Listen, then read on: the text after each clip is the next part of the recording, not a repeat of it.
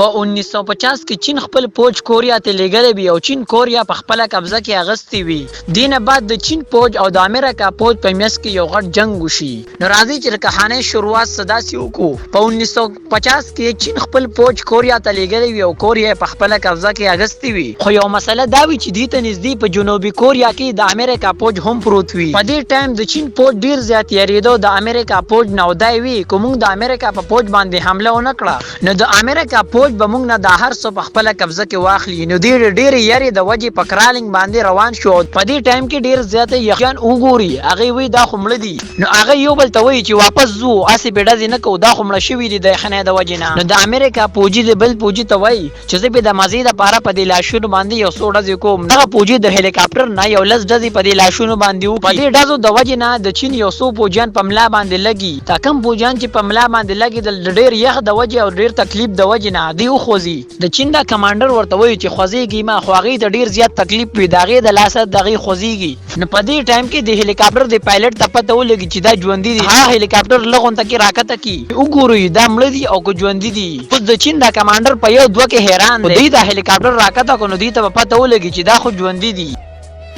نو په دې ټایم کې د چین کمانډر خپلو فوجیان له اډر ورکړي چې په ټوپکو باندې بورډ ووهي چې څنګه دا هلیکاپټر لږ غونته کې راکته شي نو دا چین بیا نه کنټرول کېږي او دا هلیکاپټر په دې واورو کې کریش شي او تباه شي او دا فوجیان پکې هم مړه شي. نو په دې ټایم باندې د چین فوج مشر هغه ډېر زیات خوشحاله وي او دا وایي چې اوس په موږ آزاد اوس کرالینګ ته ضرورت هم نشته. نو دوی په منډه روان شي او امریکایي پوسټ ته ځان رسي او په هغې باندې حمله کوي. خو دې ته دا پته نه وي چې موږ پسې وروسته یو عذاب را روان دی. دوی ټول په مخ کې روان وي او چې شاته خیال وکړي د امریکا دوه جهازونه ډېر زیات په غوسه باندې دوی پسې را روان وي. دوی سره اوس بله لار نه وه. دوی وږي هم تږي هم او ډېره زیاته یخني هم وه. نو په دې ټایم یو پایلټ د امریکا آرمي ته رینګ وکړي چې ما را ټول چین فوجیان ولیدل. نو هغه ورته وایي چې یو اوله او یو کس پکې پرې نه دی. نو د چین د آرمي منډې وښي خو دوی نن په منډو باندې نه خلاصېږي. څنګه چې د امریکا جهاز ورته ورنږدې شي غټ بم پرې وروغورځوي. دې سره یو غټه شی دماکه وشي او دا واوره ځان سره په هوا کې اوچته کړي او ډېر زیات فوجیان هم مړه کړي. د امریکا فوج ډېر زیات غوسه وي نو هغې په یو بل بم ورپرېږدي او په هوا کې دا ټول اوچت کړي او مړه کړي. خو د چین کمانډر حوصله او همت نه بایلي. په دې باندې بره نه د بمونو باران وي او دومره بمونه پرې وولي